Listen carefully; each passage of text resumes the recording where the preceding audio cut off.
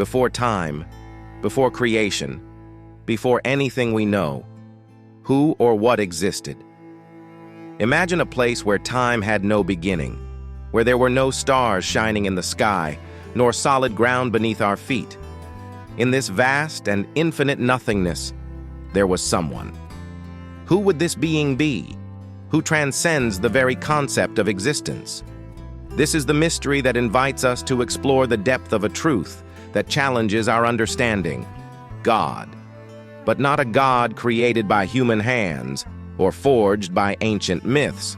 No, this is the Creator, uncreated, the eternal source of everything that exists. What does it mean to be eternal? How can we, beings limited by time, comprehend a being that had no beginning and will never have an end? Think for a moment. If everything we know has a beginning, then how is it possible that there is something that always was? Can we truly imagine the vastness of an existence that never began? Can we grasp the weight of an eternity that depends on nothing to continue? And if God is the beginning of everything, what does that mean for us, who are so small and finite? How can we, mere creatures of dust, relate to the Creator who sustains the entire universe? What is there in us that caught the attention of this eternal being? These questions draw us into a deeper mystery, a mystery that challenges us to seek more, to understand better, to connect with something beyond ourselves. But before we move forward, we need to ponder, who is God to you? Is He just a distant idea or a real presence in your life? And if I told you that understanding the eternity of God is just the beginning of a journey that leads us to discover the purpose of our own existence? What secrets are yet to be revealed? Stay with me on this journey, for what is to come may completely transform the way you see the world and yourself. From the unfathomable void and deep darkness, a voice was heard. Not an ordinary voice, but the sound of absolute power, of unquestionable authority. "Let there be light," said the Creator, and immediately light was born, cutting through the darkness, establishing the first contrast between day and night. But that was just the beginning. What followed was a masterpiece of creation, a symphony of life and beauty. Imagine in your mind the vastness of the heavens being stretched out, the stars being placed like jewels scattered across an infinite tapestry, the waters parting to form deep oceans, rivers winding through fertile land, mountains rising majestically into the sky, and environments flourishing in vibrant green, covering the earth with life and fragrance. Every detail was carefully designed, every element placed with a purpose, but none of this compared to the culminating moment of creation. On the sixth day, God decided it was time to create something special, something that would be made in His own image. With indescribable intimacy, He formed man from the dust of the earth and then breathed into his nostrils the breath of life. And man became a living soul. But God did not stop there. He saw that man needed a companion, someone with whom to share this new and incredible creation. And so, from man's rib, God created woman. Adam and Eve, names that resonate throughout the ages, were the first to experience pure and perfect communion with the Creator. Imagine living in a world without pain, without death, without evil. A place where every step you take is accompanied by the sound of nature in harmony, where the air is pure and peace is the rule. They walked with God in the cool of the day, talking with Him as intimate friends. Their lives were filled with purpose, joy, and a love that knew no bounds. But what happened to that perfect communion? How could something so beautiful and so perfect change? Was the entire creation destined to remain in that state of peace and harmony, or was there something more lurking, something that could change the course of history forever? As we continue to explore this narrative, ask yourself, what if all of this was created for a greater purpose? A purpose that includes you? Could that perfect world still be realized, or is it lost forever? What would you do if you knew that the same God who created the universe also has a plan for your life? A plan that began before you even existed? Stay with me, for the story is just beginning, and what comes next may change the way you understand the world and your place in it. At the center of the paradisiacal garden where Adam and Eve lived, there was more than just beauty and perfection. There was a choice. Amid the abundance of delicious fruits and the splendor of creation, one tree stood out, the tree of the knowledge of good and evil. And it was before this tree that the story took a tragic turn. God had given a clear command. Of all the trees in the garden, they could freely eat, but not from this tree. But why? Why would there be a restriction in a world of total freedom? This question is the first echo of a growing tension, a tension that would culminate in a decision with profound consequences. Then the serpent, cunning and deceitful, entered the scene. With sweet and persuasive words, she sowed doubt in Eve's heart. Did God really say that? Does He really want the best for you? What if eating this fruit could make you like God, knowing good and evil?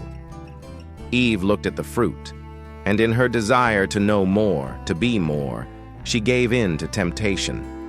And it didn't stop there. She gave the fruit to Adam, and together they ate. At that moment, something broke. The perfect communion with God was shattered, and the innocence that covered them was lost. Adam and Eve realized they were naked, exposed, and ashamed. They hid from God. But how could they hide from the Creator who sees everything? How could they flee from the one who had formed them with such love? When God called out to them, it was not in anger but with deep sorrow, like that of a father seeing his children set foot on a dangerous path. "What have you done?" he said, not because he didn't know, but because he wanted them to acknowledge the gravity of what they had done.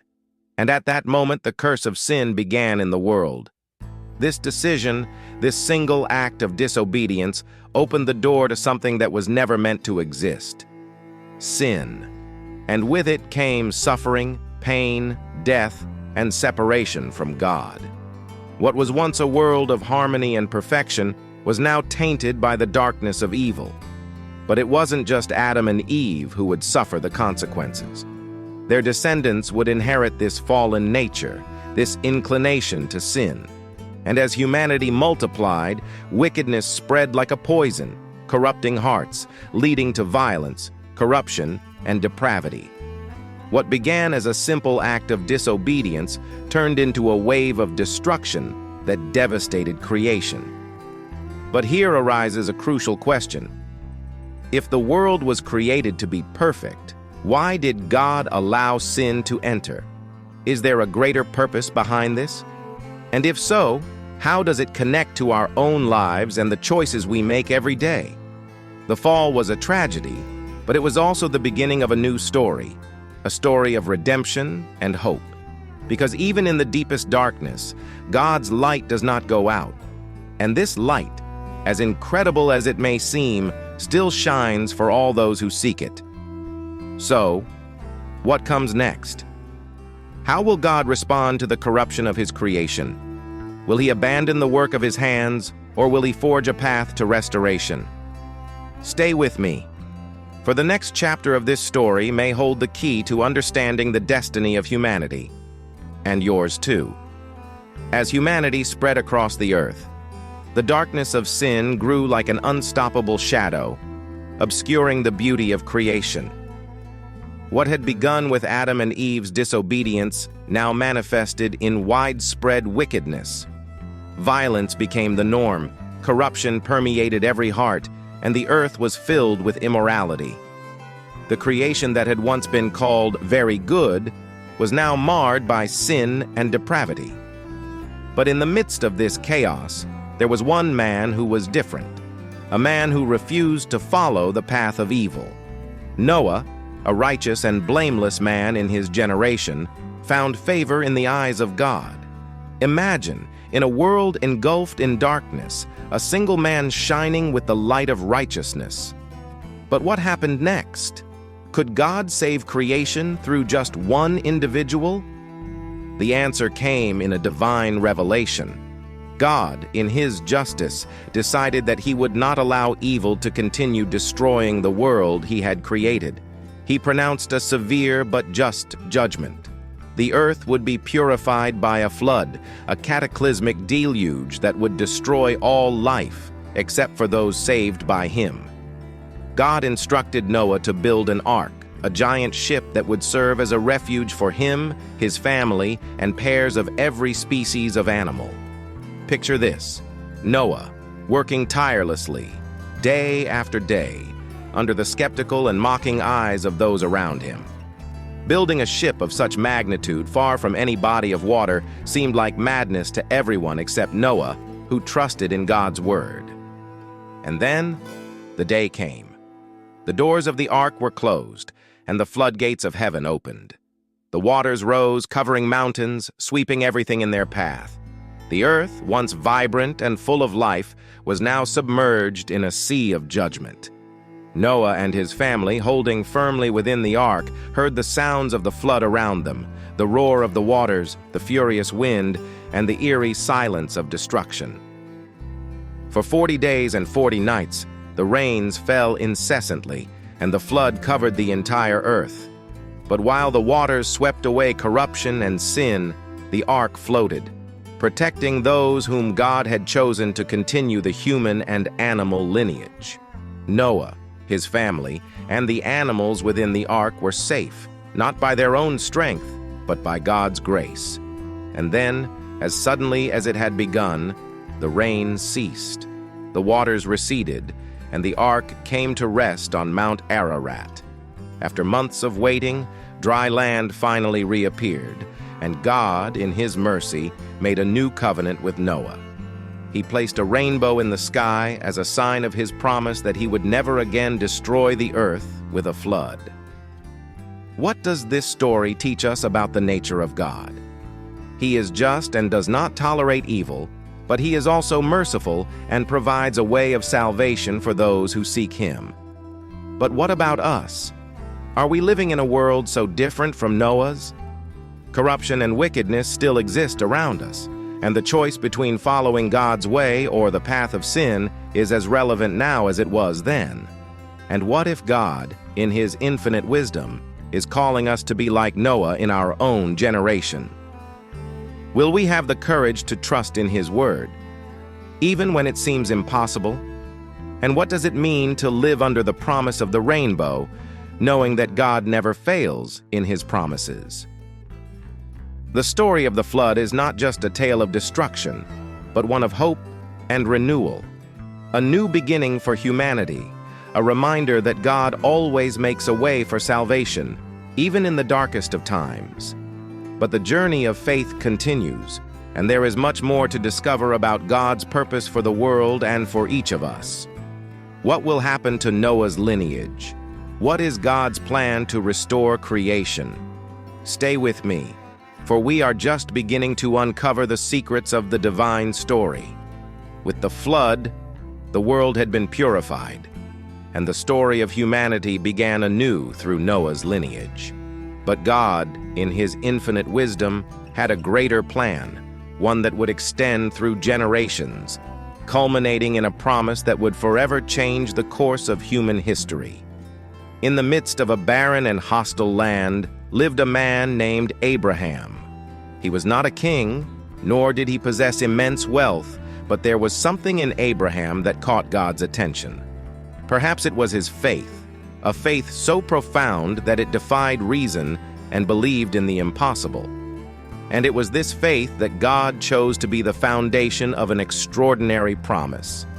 Imagine this: Abraham, already advanced in years, is called by God to leave his homeland, his family, and everything he knew. Without a map, without a clear destination, only with the promise that he would be the father of a great nation. A nation so vast that his descendants would be as numerous as the stars in the sky, as countless as the grains of sand on the shore.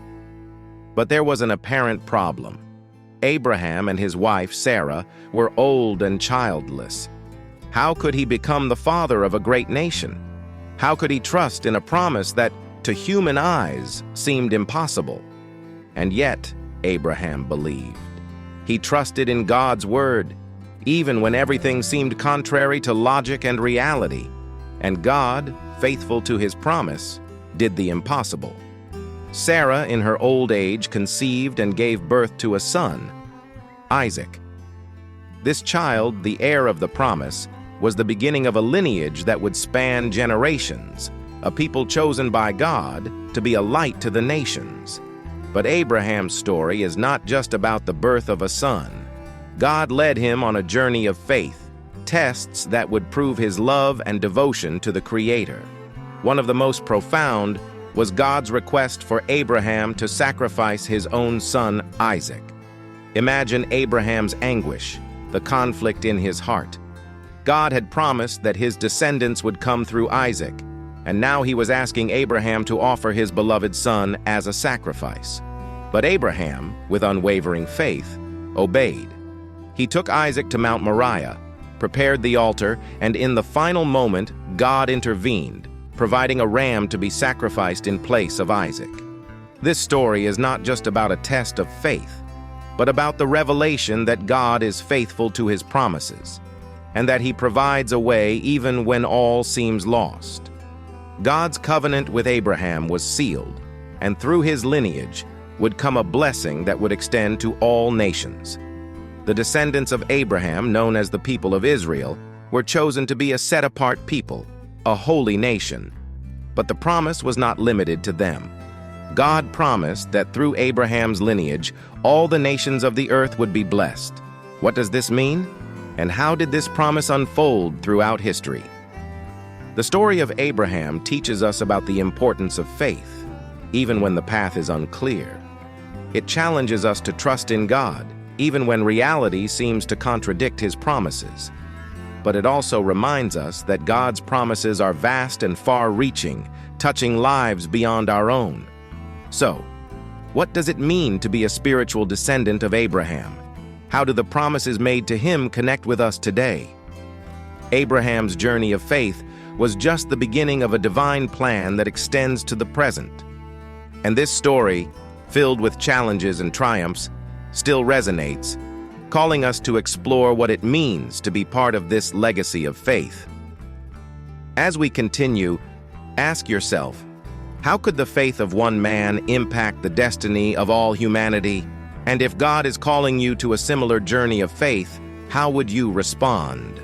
What would you do if you knew that God's promises for you are as vast as the stars in the sky? Stay with me, for the story of Abraham is just the beginning of something much greater, something that could change the way you see your own role in God's plan. The story of Abraham is the thread that weaves the fabric of God's plan for humanity. God, in his infinite wisdom and love, chose Abraham to be the patriarch of a lineage that would change the world forever. But why Abraham? And what made his lineage so special that God promised all the nations of the earth would be blessed through it? Abraham, a man of unwavering faith, responded to God's call, leaving everything behind and journeying to an unknown land. But Abraham's journey was more than just a change of address. It was the beginning of an eternal covenant, a covenant that would be passed down from generation to generation, shaping the history of the chosen people. And so, God promised Abraham something extraordinary. His descendants would be as numerous as the stars in the sky and the grains of sand on the shore. Can you imagine? A promise so vast, so grand, that it transcends time and space. Through Isaac, the child of promise, and then Jacob, Abraham's lineage began to form, giving rise to the 12 tribes of Israel. But what is so special about this lineage? Why did God choose this people to be a light to the nations? The answer lies not only in the fact that Israel was to be a people set apart, consecrated to God, but that through them, salvation would come to all humanity. Abraham did not live to see all the promises fulfilled, but his faith was the foundation upon which God built something much greater. The story of his lineage is marked by highs and lows, moments of glory and trial. Abraham's descendants faced slavery in Egypt, but also witnessed deliverance through Moses. They wandered in the desert but eventually entered the Promised Land, the land God swore to their ancestors.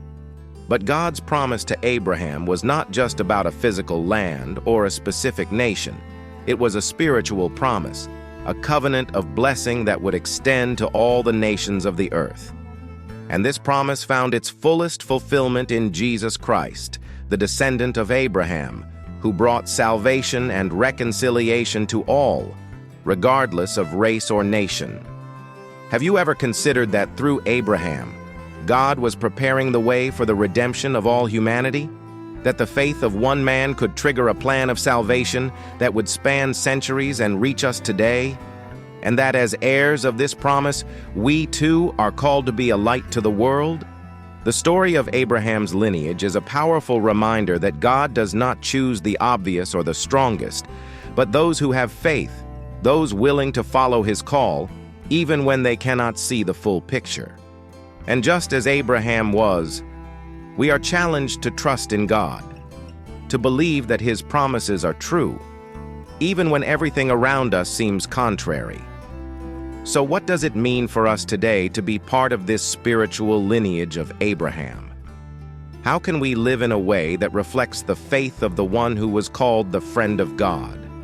Will we have the courage to trust in God's promises even when the path seems uncertain? As we continue to explore this epic story, remember that the story of Abraham is not just about the past. It is about the present, about your life, and about how God desires to use you to continue the work he began thousands of years ago. The promise to Abraham is alive and active, and his lineage, both physical and spiritual, continues to be a blessing to the world. And now, the question is, how will you respond to this divine call? The Patriarchs. The patriarchs are central figures in the biblical narrative, especially in the book of Genesis. They are the ancestors of the nation of Israel, and their lives and actions are fundamental to the development of the story of God's chosen people. Abraham, the first patriarch, was chosen by God to be the father of a great nation. The divine promise to Abraham included the guarantee of a land, numerous descendants, and the blessing of all nations through his lineage. His son, Isaac, became the second patriarch. Isaac's life was marked by the continuation of the promises made to Abraham. He lived a life of faith, obeying God and maintaining his father's legacy. Jacob, Isaac's son, became the third patriarch. His life was full of challenges, but it was through him that God fulfilled the promise of making Abraham the father of a nation. After an encounter with God, Jacob was given the name Israel, meaning he who struggles with God. He had 12 sons, who became the founders of the 12 tribes of Israel. These 12 sons of Jacob, Reuben, Simeon, Levi, Judah, Dan, Naphtali, Gad, Asher, Issachar, Zebulun, Joseph, and Benjamin, formed the foundation of the Israelite nation. Each tribe played a significant role in shaping the identity and destiny of Israel, with some, like Judah, standing out in the Messianic history. The story of the patriarchs is, therefore, the narrative of the beginning of the formation of a people destined